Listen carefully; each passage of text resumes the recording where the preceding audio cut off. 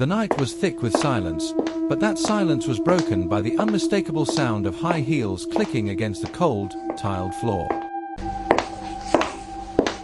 Koi, koi, koi. The footsteps echoed through the dimly lit hallway of the girls' dormitory, sending a chill down the spines of every student who heard it. One by one, the girls froze in fear, their eyes wide with terror as the sound grew louder, closer. Miss Koi Koi was coming. No one had seen her, but everyone knew what would happen when she arrived. The door to the dormitory creaked,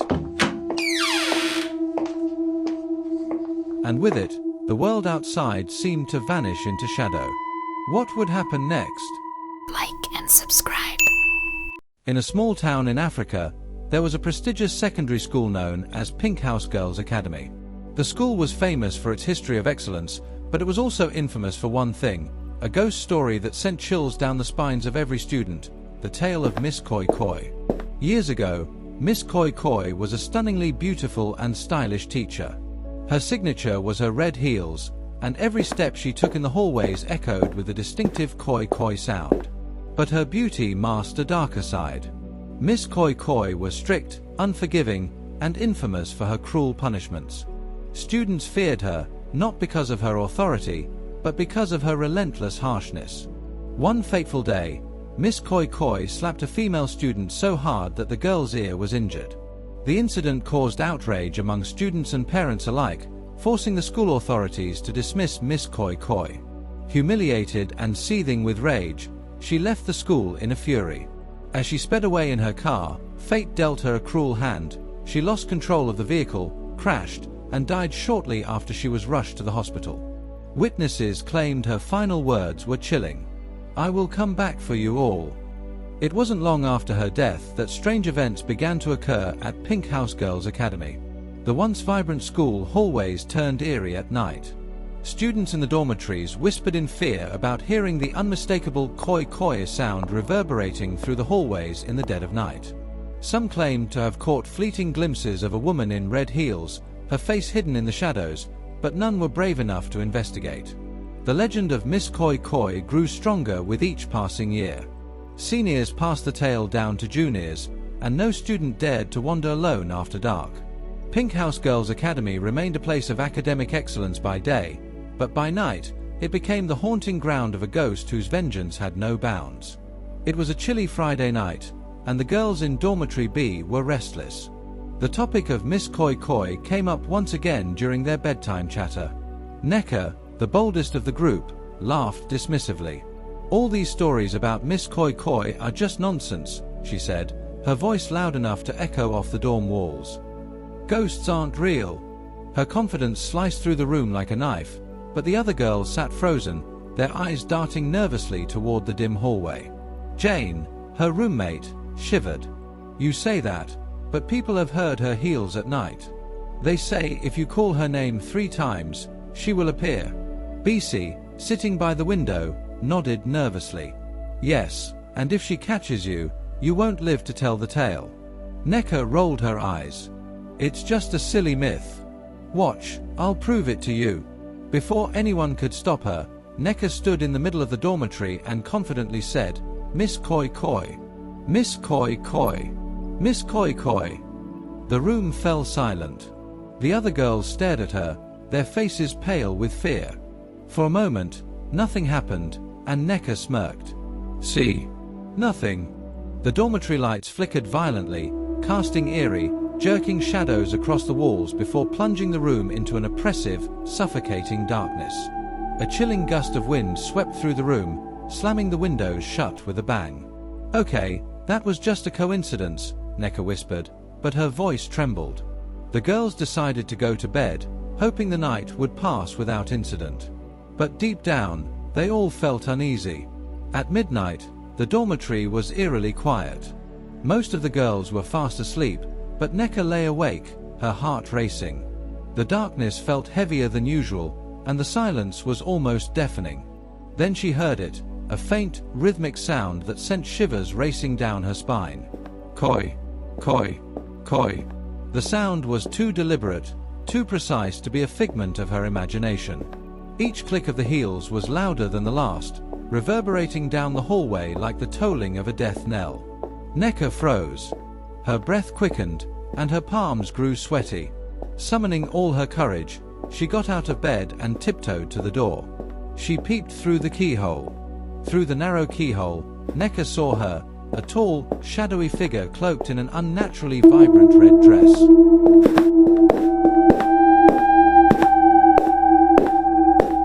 Her red heels gleamed, spotless, as if untouched by the passage of time. But what made Necker's breath catch in her throat were the eyes, piercing, glowing like embers, fixed directly on the keyhole as if she knew Necker was watching. Necker gasped and quickly shut the door. But when she turned around, Miss Koi Koi was standing right behind her. "Did you call my name?" the ghostly figure asked in a chilling voice. Necker tried to scream, but no sound came out. Miss Koi Koi raised her hand, and everything went black. When the morning bell rang, the girls in dormitory B woke up to find Necker's bed empty.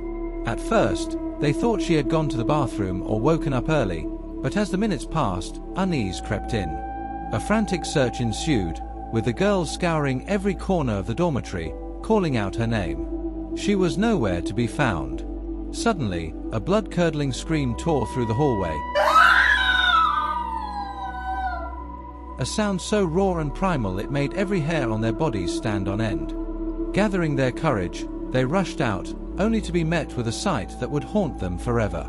Necker's body was sprawled unnaturally across the cold, tiled floor, as if she had been dropped from a great height. Her once vivid eyes stared blankly at the ceiling, frozen in an expression of unspeakable terror. Blood pooled beneath her, dark and ominous, and clutched in her trembling hands was a single, pristine red heel. The next night, Jane and BC were too scared to sleep. They stayed up, whispering about what had happened. "Do you think she'll come back?" Jane asked, her voice shaking. BC nodded. "We called her name. She won't stop until..." A sudden knock at the door made them both jump. "Who's there?" Jane called out, her voice trembling. There was no answer. Then they heard it again. The sound was louder this time, echoing through the entire dormitory. The door creaked open with agonizing slowness, each movement accompanied by the low groan of ancient hinges. The girls' breaths caught in their throats as Miss Koi Koi stepped into the room. Her heels clicked against the floor, but the sound was no longer rhythmic. It was erratic, almost mocking. Her pale face twisted into a sinister grin, and her eyes scanned the room, hungry for fear. The school administration, now gripped by panic, called for the local priest to cleanse the dormitory. Students were warned to stay together and avoid saying Miss Koi Koi's name. But the fear that had permeated the school could not be contained. That night, Jane, BC, and two others huddled together in the dormitory, their hands clutching rosaries and amulets provided by the priest. "I don't think she'll come," BC whispered, though her voice wavered with doubt. A deafening silence engulfed the dorm. Even the crickets outside seemed to hold their breath. Then it began. Koi, koi, koi.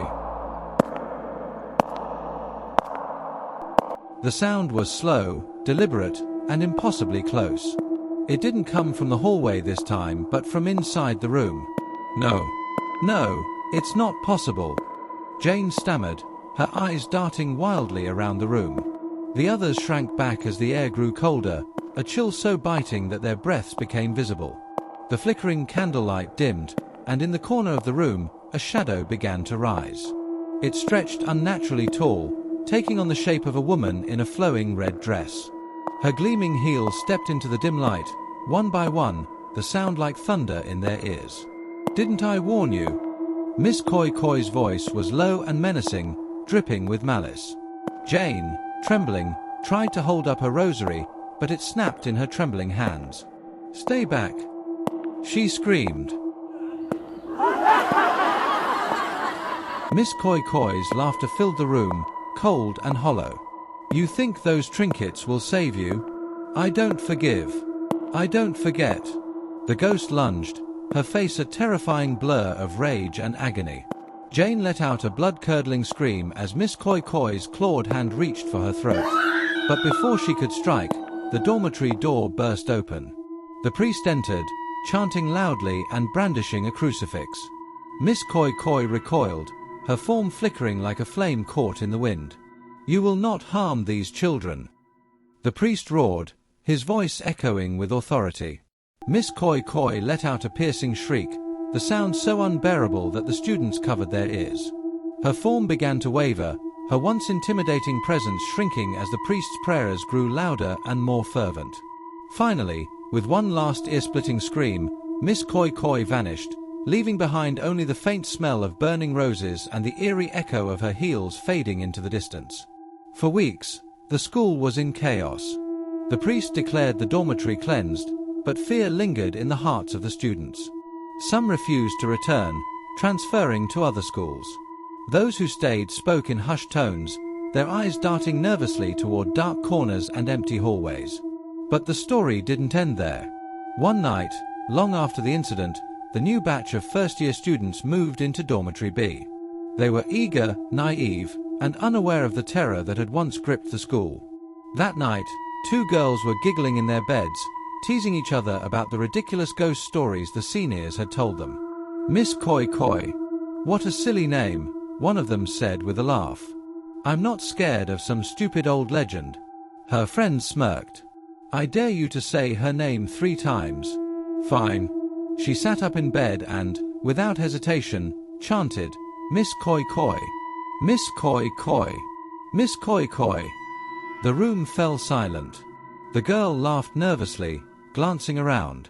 "See? Nothing." A loud "Koi, Koi, Koi" echoed through the hallway, sending an icy chill through the room. The laughter died in their throats as the sound grew closer, louder, until it was right outside their door. The last thing they heard was the slow creak of the door opening. What happens next? Is the priest's prayer strong enough to chase the spirit away from the school completely? Or will she come back to hurt the new students? Watch out for part 2. Like and subscribe.